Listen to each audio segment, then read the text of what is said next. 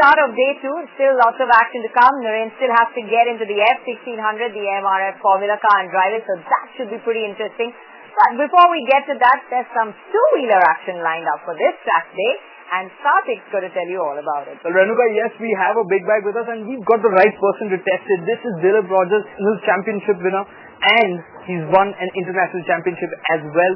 So, Dilip, what have you been up to in the recent time? I'm racing superbikes actually. I'm racing for KTM now. It's a bike model called RC8R.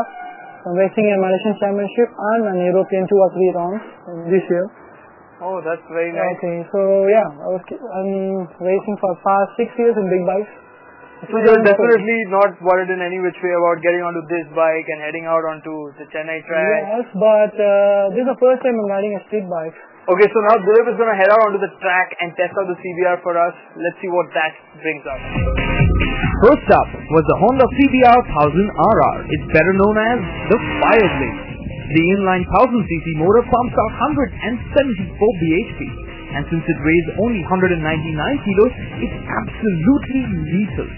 As a result, it accelerates to 100 in 3.5 seconds. The blade has certainly earned itself a rep as a track machine. Though, what makes the blade truly formidable is its millimeter precision around corners. Okay, well, Dilip is back from putting in his track time, and it was awesome to just watch him. But let's get it first time. How did things go with you? Oh, it was really fun. As I said, it's really different between a race bike and a standard bike like this. I mean, for us, this is overwhelming. It was really slow. About 12 to 13 seconds or 14 seconds slower than what we do on a race bike. Next up was Suzuki's GSX-R. Down the straight, the Gixxer proved to be faster than the CBR. The Gixxer's non-ABS brakes allowed Dilip to extract the max from the motorcycle. It all landed the GSX-R a time just under 2 minutes. So the Gixxer trumps the CBR by the smallest of margins. As soon as Dilip had managed to put in his fastest time on the Gixxer, it was Narain who hit the track next in the raunchy Lamborghini Gallarado. Just the sound of this car when it revs makes it worth buying. A fantastic combination of an Autocar and a supercar. The Spyder is not only a powerful machine but a feast for the senses too. Watching it and hearing it on the track has the entire crew agog. Sounds phenomenal. The car is, I think very, very similar handling to the R8, which means it's a damn good true and true. I think, it's meant for the track, I think, more than the road. Fantastic. Nissan Supercar Slayer is our guest entrance, and it comes with a killer reputation. Looking at the numbers our V-Box was churning out, it became quite apparent how it earned itself that reputation. This car has unreal speed, handles like a dream, and tons of grip. What more could a driver ask for?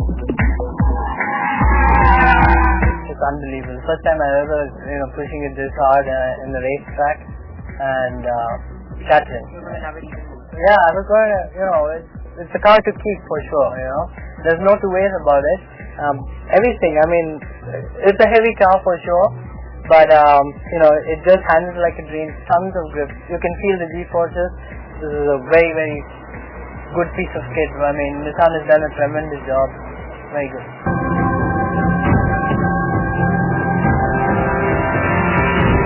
Now we were all wondering just how much faster could a single liter be. After all, it has only 120 bhp.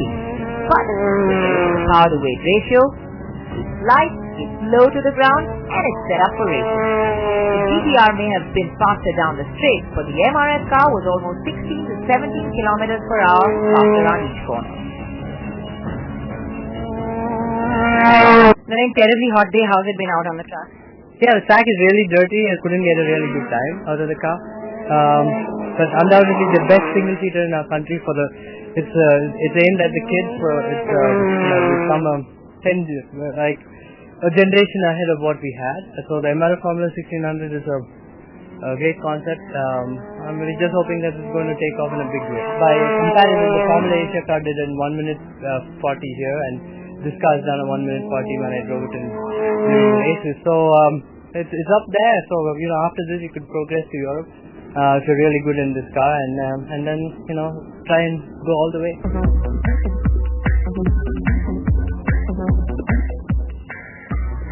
Just for fun, we decided to add a bit of spice, and we thought we'd bring you a surprise. Discover Nano. We decided to take it out on the track. Well, we can make all the fun we want, but the fact remains that with the weight at the rear, the traction of the Nano isn't too bad. But lack of power, thin tires, and a lot of rolls make the Nano slow. Not as slow as we thought though, and a lot more fun than expected. I think it's very cute, this car. I mean, I must say that it was a lot of fun. You managed to get it sideways. Yeah, a little bit. Yeah, the rear is pretty heavy in the car because it's a rear engine car, but it wasn't bad at all. The other car here is a automatic transmission, paddle shifts, most of them. But the Formula car and the Nano are the only cars which have the stick shift, which is fun.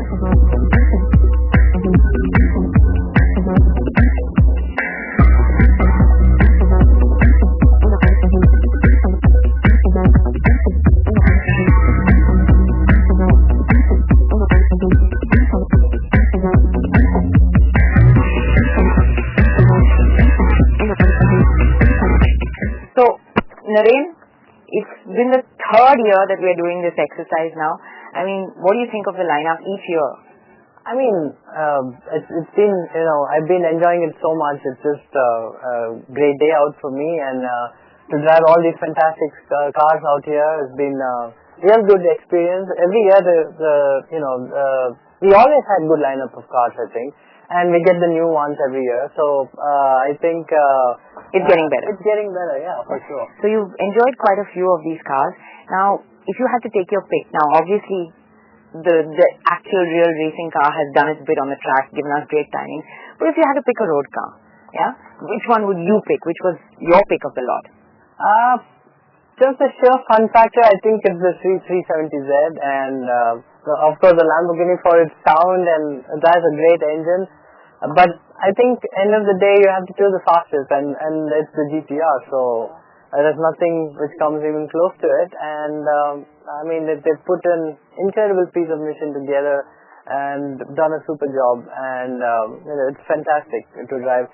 But the MRF Formula 1600 car, it just shows the difference between the fastest supercar and then a track car, a purebred race car. I mean, it's like almost 10 seconds faster than the GT-R. Well, the 370Z seems to be the car that Narain had most fun in, but it's the GT-R that left him most impressed. And of course, the track car was a little extra special. Well, the action-packed 2 days has been just fantastic. These track days just seem to be getting better and better each year. I can't wait for the next one.